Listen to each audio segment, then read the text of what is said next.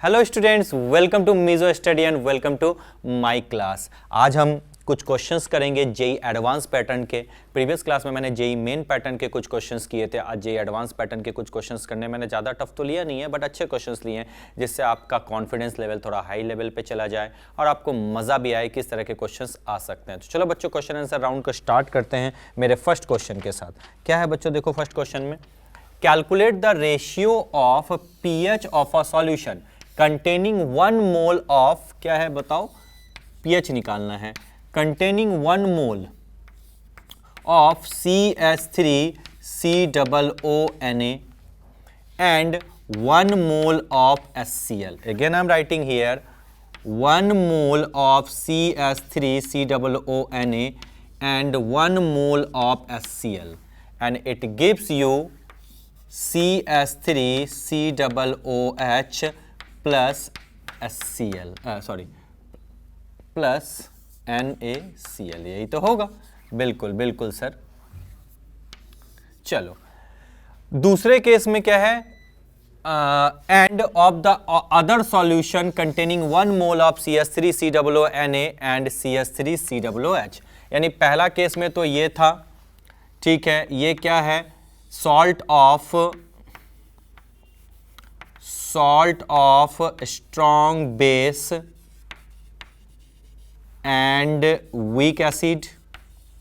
इसी से तो बना ही है, ये तो सब जानते हो। स्ट्रॉन्ग बेस क्या था, NaOH था, एंड वीक एसिड क्या था, CH3COOH था। और ये आपका क्या है, जल्दी बता दो, स्ट्रॉन्ग एसिड है।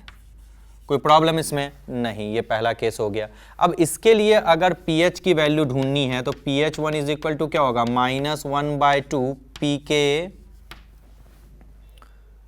ठीक है, क्या इसको ऐसे लिख सकते हैं 1/2 pKa, सॉरी log Ka, यानी 1/2 pKa, और pKa इज इक्वल टू क्या होता है, -log A।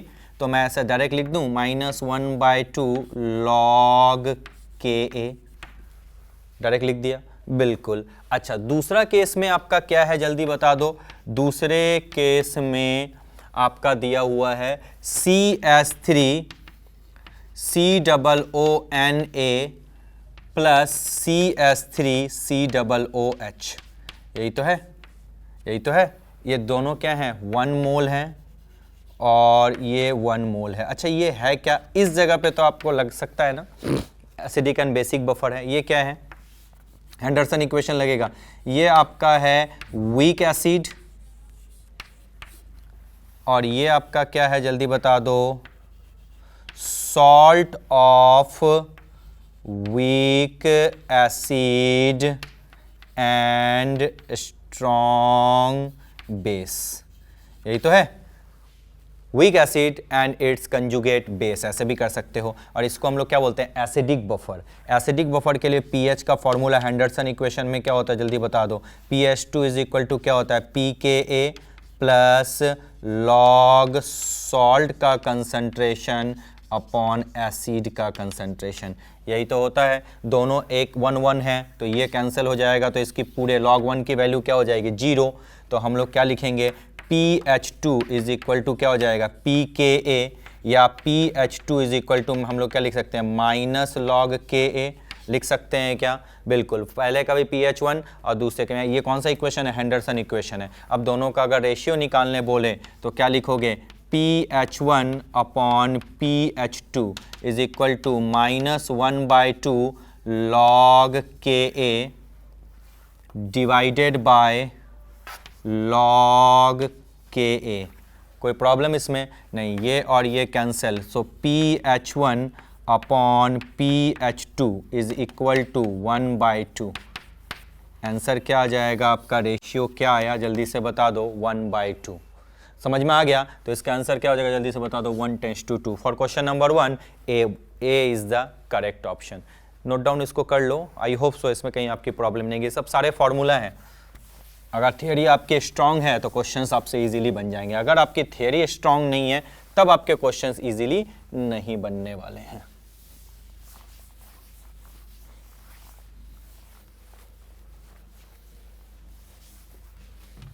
Now let's move to the question number 2. In the following reaction, which two substances are Bronsted bases? अब Bronsted bases होते कौन है? जो प्रोटॉन एक्सेप्टर होते हैं और ब्रोंस्टेड एसिड कौन होता है, जो प्रोटॉन डोनर होता है। अच्छा, इसमें अगर मैं देखूं HCO3 से क्या बना है, CO3 2-, यानी इसने अपना H लूज किया, यानी ये एसिड है तो ये इसका कंजुगेट बेस है, तो यानी CO3 2- जो आएगा ये पहला ब्रोंस्टेड बेस है। ठीक है, बहुत अच्छा, पहला ढूंढ चुका हूं। अब ये देखो H2O से बना है H3O+, यानी इसने H+ गेन किया है, जो गेन करता है वो फिर से क्या है, बेस है, तो H2O भी आपका क्या है, ब्रोंस्टेड बेस है। क्वेश्चन में बोला इन चारों में से बताओ ब्रोंस्टेड बेस कौन कौन है, तो CO3 2- एंड H2O, तो हम कह सकते हैं क्वेश्चन नंबर 2 का जो है D is the correct option. Clear बच्चों, बहुत अच्छी बात है। चलो अब इसको रब करते हैं और बढ़ चलते हैं। ये क्वेश्चन मैंने बिल्कुल इजीली सेट किया था, कभी कभी ऐसे क्वेश्चंस भी पूछ देते हैं। ठीक है, क्वेश्चन नंबर 3 में आ जाओ। चलो ये बताओ, a solution of 2 molar formic acid is 0.95% ionised, यानी परसेंटेज आयोनाइजेशन दिया हुआ है आपका 0.95। What is the Ka?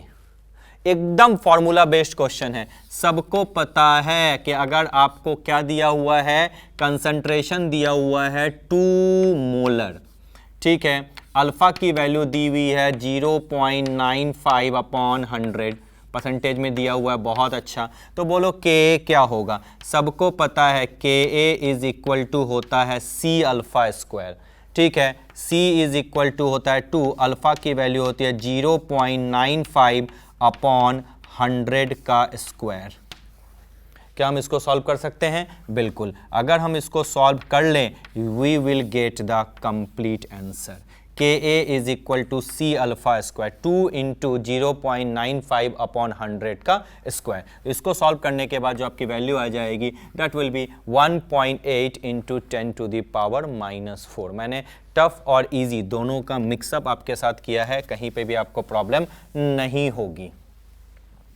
चलो अब आगे बढ़ चलते हैं क्वेश्चन नंबर 4 की तरफ। क्वेश्चन नंबर 4 देखो, the solubility product of PbI2 अच्छा इज 7.47 इंटू 10⁻⁻⁹ ये गिवन है at 15 degree Celsius and 1.39 into 10⁻⁻8 at 25 degree Celsius.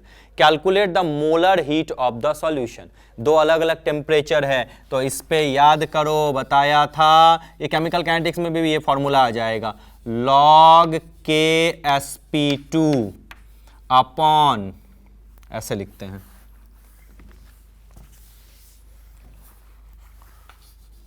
log Ksp2 upon Ksp1 is equal to delta H upon 2.303 R into 1/T1 minus 1/T2, ये formula होता है। और हमें क्या ढूंढना है, मोलर हीट ऑफ सॉल्यूशन, यानी डेल्टा H की वैल्यू ढूंढनी है। चलो Ksp2 क्या दिया हुआ है 1.39, चलो 1.39 इंटू 10⁻⁻8 एंड Ksp1 की वैल्यू कितनी दी हुई है 7.47 इंटू 10⁻⁻9, ठीक है, is equal to delta H upon 2.303 R, R की वैल्यू 8.314, 1/T1 टेम्परेचर कितना दिया हुआ है आपका 15 डिग्री सेल्सियस, यानी T1 जो है आपका 15 डिग्री सेल्सियस है, यानी 15 प्लस 273 यानी 288 केल्विन है। ओके, T2 क्या है आपका 25 डिग्री सेल्सियस है और आपको लिखेंगे 273 प्लस 25 यानी 298 केल्विन आपका गिवन है। कोई प्रॉब्लम नहीं, वैल्यू पुट कर दी मैंने 1/288 एंड 1/298। क्या कोई दिक्कत वाली बात है? नहीं। चलो बहुत अच्छी बात है। अब अगर मैं इस पूरे इक्वेशन को सॉल्व कर लूँ, तुम बोलोगे सर एस्टिमेशन, लॉग की वैल्यू दी होगी, इसको एस्टिमेट करके भी सॉल्व कर सकते हो। तो डेल्टा H की वैल्यू जो होगी वो आपकी सॉल्व होके आ जाएगी 44.318 किलो जूल पर मोल। अच्छा एक चीज़ मैं बता दूं, किलो जूल में लिखा हुआ है, यानी 8.314 को जो बाद में आपकी जूल में आंसर आएगा उसको किलो जूल में आप बदल लेना, या यहीं पे बदल सकते हो क्योंकि क्वेश्चन में आपका जो किलो जूल में दिया हुआ है। कोई दिक्कत वाली बात है नहीं, डायरेक्ट फॉर्मूला था और हम डायरेक्ट इसका आंसर ढूंढ सकते थे। सो हम कह सकते हैं we can easily say that for question number 4 A is the correct option. ठीक है, यस सर, कहीं कोई प्रॉब्लम तो नहीं है? बिल्कुल ये फॉर्मूला है, ये तो आपको इसमें भी दिखेगा, केमिकल काइनेटिक्स 12 में जाओगे log K2/K1 is equal to, thermodynamics में भी तो ये फॉर्मूला दिखा था आपको ना। ये फॉर्मूला बहुत इंपॉर्टेंट है, हर जगह यूज़ हो जाता है मैक्सिमम। तो एक क्वेश्चन तो इस बार भी आया हुआ था, आपके जो कॉम्पिटिटिव एग्जामिनेशन है उसमें एक क्वेश्चन आया हुआ था इसी पे।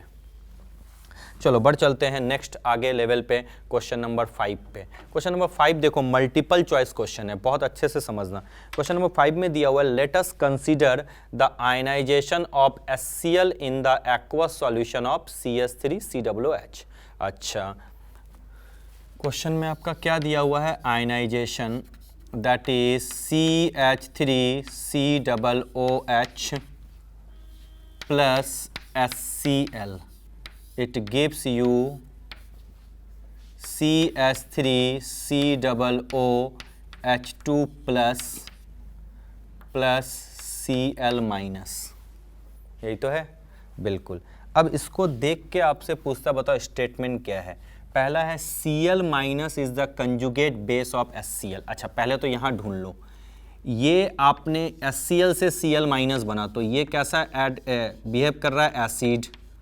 ठीक, तो ये कैसा बिहेव कर रहा है जल्दी बता दो, बेस, क्योंकि इसने गेन किया है। तो एसिड का Cl माइनस क्या हो जाएगा, कंजुगेट बेस होगा HCl का, बिल्कुल ये इसका कंजुगेट बेस है। चलो बहुत अच्छा, और ये CH3COOH ने गेन किया है, H प्लस का साइन दे रहा, जो गेन करता है यानी वो एसिड बेस था, ये एसिड हो गया, यानी ये इसका क्या हो जाएगा जल्दी बता दो, conjugate acid. Am I right? Yes sir, you are absolutely right. अब क्वेश्चन में धीरे धीरे ऑप्शन की तरफ देखो, Cl minus is the conjugate base, Cl minus is the conjugate base of HCl, A is the correct option.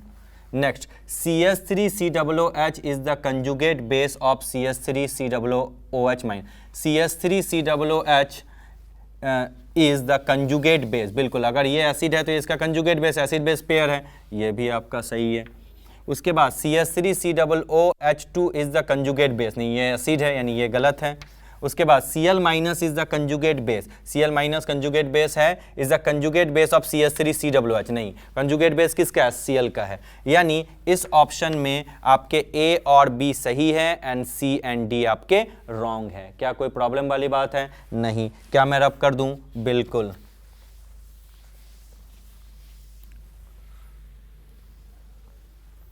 बहुत अच्छी बात है, आ जाओ नेक्स्ट क्वेश्चन की तरफ। मल्टीपल चॉइस क्वेश्चन था। Next question, if you have saturated CaF2, अगर आपके पास सैचुरेटेड CaF2 है तो बोलो KSP वगैरह में क्या रिलेशन होगा। तो सबसे पहला रूल क्या होता है, नॉर्मली लिख दो। क्या लिखूंगा मैं, CaF2 after dissociation is like this, Ca2 plus and 2F minus, यही तो होगा। बिल्कुल, सॉलिबिलिटी के टर्म्स में हम लोग कैसे लिखेंगे जल्दी बता दो। ये हो जाएगा S और ये हो जाएगा 2S, और KSP इज इक्वल टू हो जाएगा S इंटू 2S का square, S into 4S square, that is 4S cube is equal to KSP, और KSP upon 4 is equal to S cube, और S is equal to root KSP cube root upon 4 to the power 3, यही तो होगा cube root. Yes बिल्कुल sir, कोई problem नहीं, solubility आ चुकी। यानी जो Ca2 प्लस का कंसंट्रेशन है वो ये है, यानी अगर Ca2 प्लस का कंसंट्रेशन की अगर मैं बात करूं तो हम क्या लिखेंगे, क्यूब रूट, यानी KSP अपॉन 4 पे पावर 1/3। क्या इसको ऐसे भी तो लिख सकते हैं?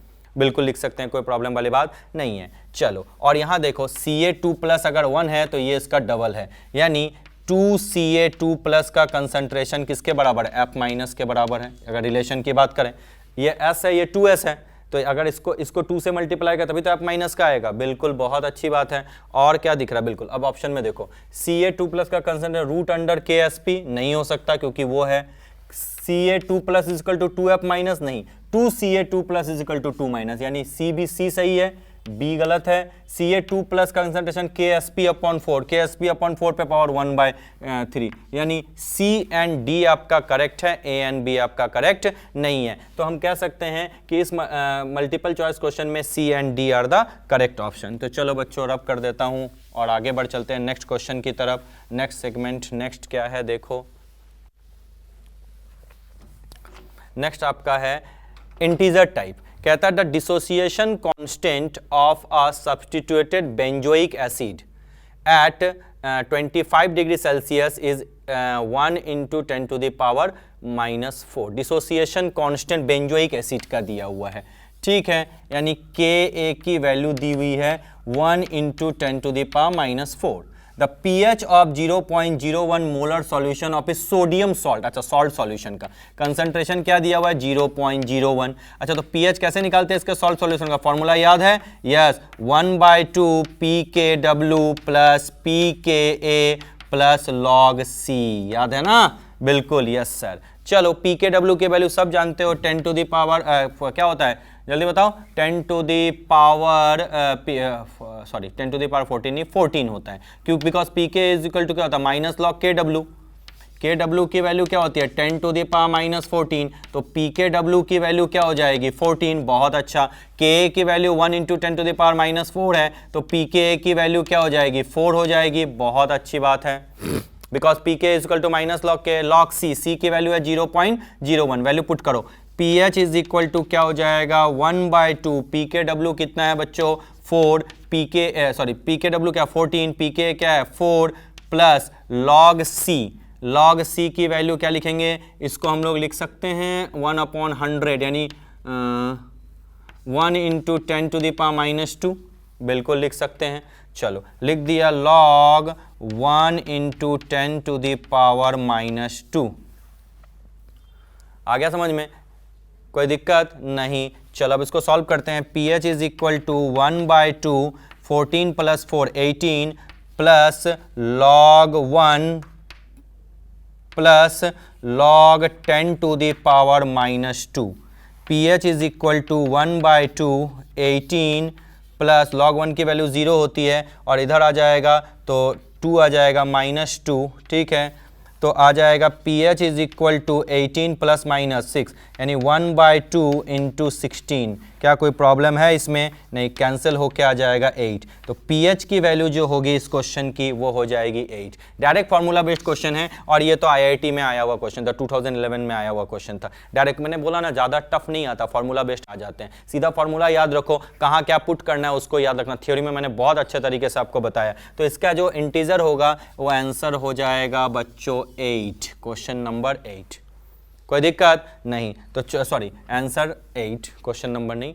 चलो रब कर देता हूं मैं इसको और आगे बढ़ चलते हैं नेक्स्ट क्वेश्चन की तरफ। क्या है नेक्स्ट क्वेश्चन बच्चों, ध्यान से समझो। नेक्स्ट क्वेश्चन आपके लिए, the total number of डायप्रोटिक acid. डायप्रोटिक acid मतलब एक थोड़ा सा मैं इसमें मॉडिफिकेशन कर दूं, यहाँ पे H2 आ जाएगा और यहाँ पे H2 आ जाएगा, ठीक है। अब क्वेश्चन में कहता है the total number of डायप्रोटिक acid, ये भी कंपटीशन का क्वेश्चन आया हुआ था। डायप्रोटिक मतलब जिसकी बेसिसिटी क्या हो जाए 2। अच्छा चलो H3PO4 की बेसिसिटी क्या है जल्दी बता दो, कोशिश करो तो। सर H3PO4 की बेसिसिटी इस तरीके से तो हम लोग लिखते हैं OH OH एंड OH। कितने रिप्लेसेबल हाइड्रोजन है इसमें 3, तो यानी इसकी बेसिसिटी 2 नहीं, इसकी बेसिसिटी क्या है 3, यानी ये डायप्रोटिक एसिड नहीं है। उसके बाद मैं बात करूं H2SO4 की, तो दादा ये तो तुम मुझसे अच्छा जानते हो, H2SO4 को सबको पता है बेसिसिटी क्या होती है, जल्दी बता दो। H2, अच्छा यहाँ कोऑर्डिनेट बॉन्ड है, याद रखना, वैसे तुमको अभी केमिकल बॉन्डिंग तो मैं नहीं पढ़ा रहा हूँ। 2 है रिप्लेसेबल, तो आप सबको पता है H2SO4 टूटता किसमें 2H प्लस और SO4 2 माइनस में, तो इसकी ये तो डायप्रोटिक है, यानी पहला वाला एक मिल चुका डायप्रोटिक।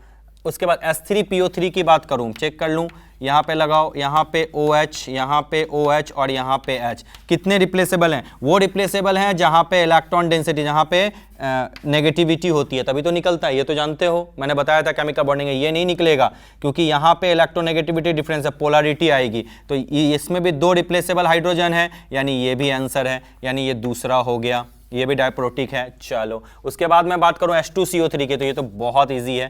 H2CO3 तो तुम इजीली कर सकते हो OH OH, ये तो हो गया बिल्कुल। आपको पता है ये 2 रिप्लेसेबल हाइड्रोजन एटम है, तो ये भी हो गया, यानी तीसरा ये भी दिखेगा। उसके बाद H2H2O7 ये भी है, इसकी बेसिसिटी भी क्या होती है 2 होती है, स्ट्रक्चर मैं पहले ही बता चुका था, ये भी हो गया। चलो कौन कौन हो गया यहाँ पे टिक करते जाओ। ये हो चुका, ये हो चुका, ये हो चुका, ये हो चुका। H2BO3 आपको पता है एक्चुअली ये होता है BOH होल थ्राइस, ये इस तरह से लिखते हैं, एक्चुअली लिखते हैं H3BO3 के केस में, ठीक है। तो ये तो आपका है ही नहीं, ठीक है। उसके बाद H3PO2, H3PO2 का स्ट्रक्चर कैसे बनेगा, P डबल बॉन्ड O, ठीक है। उसके बाद OH, यहाँ पे भी हमने क्या डाल दिया, 2 OH H, यही तो हो गया। S3 3 H और PO2। अब देखो सिर्फ एक ही रिप्लेसेबल हाइड्रोजन है, तो ये भी नहीं होगा। H2CO4 ये तो तुरंत टूट जाएगा, 2H plus and CrO4 2 minus में, बहुत अच्छी बात है। H2SO3 यानी ये भी हो जाएगा आपका। H2SO3 की बात करें तो ये हो जाएगा डबल बॉन्ड, ठीक है। देन यहाँ पे आपका OH और देन यहाँ पे OH आपका, और 1 2 3 H2SO3, यानी कितने रिप्लेसेबल हो जाएंगे, 2, यानी ये भी आंसर हो जाएगा। तो कौन कौन आपको इसमें दिख गए कि भैया डायप्रोटिक एसिड है, जल्दी से बता दो, चेक करो। 1 2 3 4 5 एंड 6, एक बार फिर से देख लो, 1 2 3 4 5 एंड 6, तो जो इसका आंसर हो जाएगा वो हो जाएगा टोटल 6 इज द आंसर। कोई प्रॉब्लम इसमें नहीं, बहुत अच्छी बात है। अब आगे बढ़ चलते हैं बच्चों नेक्स्ट क्वेश्चन की तरफ। क्या है नेक्स्ट क्वेश्चन, एक बार देख लो। What is the next question given here, question number 9। ये मैच द फॉलोइंग है, मैट्रिक्स मैचिंग आपकी गिवन है। कहता है टाइट्रेशन का इंडिकेटर। चलो क्वेश्चन एक बार अच्छे से समझ लो, मैं इस तरफ आ रहा हूं, इज इट विजिबल। क्वेश्चन है strong acid versus strong base. जैसे मैं लिख देता हूं HCl प्लस NaOH, ठीक। इस केस में आपको पता है ये कंप्लीट न्यूट्रलाइजेशन होगा, कोई भी इंडिकेटर काम करेगा। तो भैया इसमें फिनोप्थलीन भी काम कर सकता है, मिथाइल और रेड भी काम कर सकता है, और मिथाइल ऑरेंज भी काम कर सकता है। तो अगर मैं बात करूं ए का कौन कौन सा आंसर हो सकता है, तो 1 2 एंड 3 क्या हो सकता है क्या, बिल्कुल सर जी बिल्कुल हो सकता है, कहीं कोई प्रॉब्लम वाली बात नहीं है। चलो अब बात करें week acid versus strong base. अच्छा week acid versus strong base, यानी इसका पीएच क्या है, ज्यादा है। आखिर स्ट्रॉन्ग बेस होगा तो बेसिसिटी बेसिक नेचर ज्यादा होगा, तो इसके लिए हमें कौन ऐसा इंडिकेटर चाहिए जिसकी पीएच ज्यादा हो। तो किसकी पीएच ज्यादा है, फिनोप्थलीन की। तो भैया बी का जो ऑप्शन होगा आंसर होगा वो हो जाएगा 2 नहीं 3, बहुत अच्छी बात है। अब आता है आपका strong acid versus weak base. Strong acid versus weak base यानी जो डोमिनेटिंग है वो क्या एसिड है, और एसिड का पीएच क्या होता है, कम। तो वो इंडिकेटर काम आएगा जिसका पीएच कम है। पीएच किसका किसका कम है, 1 और 2 का। तो इसका आंसर क्या हो जाएगा, 1 और 2। और week acid versus weak base, आपको पता है ये आंसर तो बहुत आसान है। इस केस में कोई भी सुटेबल इंडिकेटर वर्किंग में नहीं आता। सो 4th is the correct option. कोई दिक्कत, एक बार देख लो, 1 2 3 3 1 और 2 और 4। क्वेश्चन नंबर 9 का आंसर आपके हो चुके हैं। चलो अब मैं इसको रब करता हूं बच्चों और आगे बढ़ चलते हैं।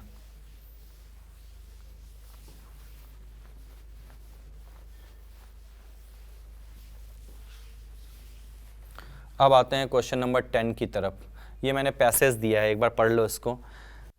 The product of the concentration of the ions of an electrolyte raised to power of their coefficient in the balanced chemical equation in the solution at any concentration, बहुत अच्छी बात है। Its value is not constant and varies with change in the concentration. Ionic product of the saturated solution called solubility product, ये हम जानते हैं। अच्छा इसमें टर्म्स दिया हुआ है, KIP is equal to KSP, the solution is just saturated and no precipitation will take place. Precipitation कब take place करेगा, याद करो मेंस में भी कराया था, जब KIP ग्रेटर देन हो जाए KSP पे। और उसके बाद अगर KIP लेस देन हो KSP पे तो सॉल्यूशन क्या अनसैचुरेटेड है। कोई दिक्कत नहीं, पढ़ लिया। क्वेश्चन नंबर 1 सॉल्व करो। The solubility product KSP of sparingly soluble salt MX, solubility product दिया हुआ, तो बोलता है the solubility of the salt निकालो। अच्छा, बहुत ज़्यादा टफ नहीं है, बहुत इजी है। हम कैसे ढूंढते हैं, अगर मैं बात करूं MX की, तो पता है आपको ये अगर ब्रेक डाउन होगा तो सिंपली ब्रेक डाउन हो सकता है M प्लस और X माइनस में। ठीक है, बहुत अच्छी बात है। अब ये भी S है और ये भी S है, तो भैया KSP इज इक्वल टू क्या होगा, S इंटू S स्क्वायर। तो सॉल्युबिलिटी जो होगी S इज इक्वल टू क्या हो जाएगा, रूट अंडर KSP। चलो रूट अंडर KSP, तो KSP की वैल्यू कितनी है बच्चा, 2.5 into 10 to the power minus 10। इसका रूट क्या हो जाएगा, 5 into 10 to the power minus 5 होगा क्या, बिल्कुल। तो सॉल्युबिलिटी क्या हो जाएगी भैया, 5 into 10 to the power minus 5, यानी D is the correct option. बहुत अच्छी बात है। अब हम आगे बढ़ चलते हैं नेक्स्ट में। नेक्स्ट में पूछता है which of the following is most soluble. बोलो तो सबसे ज्यादा सॉल्युबल कौन है, आपको पता है more the value of solubility product, more is the solubility. तो बोलो सॉल्युबिलिटी प्रोडक्ट की वैल्यू किसकी ज्यादा है, इसकी माइनस में है, इसकी सबसे कम है। जितना कम 10 पे माइनस का साइन हो उतना ही ज्यादा सॉल्युबिलिटी होगी, तो कौन है, इसकी। यानी MNS की सॉल्युबिलिटी प्रोडक्ट जो है बच्चों वो क्या है, सबसे ज्यादा है, जिसके चलते उसकी सॉल्युबिलिटी सबसे ज्यादा होगी। चलो उसके बाद थर्ड नंबर देखो, the concentration of Ag plus ion in a given saturated solution is 1.06 into 10 to the power minus 5 gram ion per litre, the solubility product of AgCl। बहुत आसान है, आपको पता है KSP इज इक्वल टू क्या हो जाएगा, AgCl है, Ag plus and Cl minus S square. तो KSP is equal to S की वैल्यू कितनी दी हुई है, 1.06 into 10 to the power minus 5 का स्क्वायर, यही तो हो जाएगा। चलो यानी क्या हो जाएगा, 1.06 into 1.06 into 10 to the power minus 10।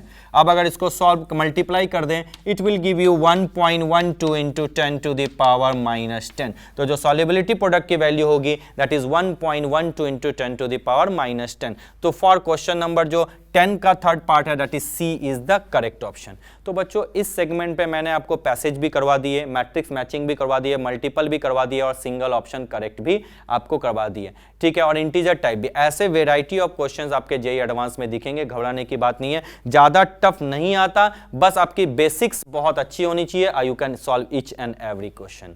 सो बच्चों समय आ चुका है आपसे विदा लेने का, time has come, time to say bye bye, thank you so much.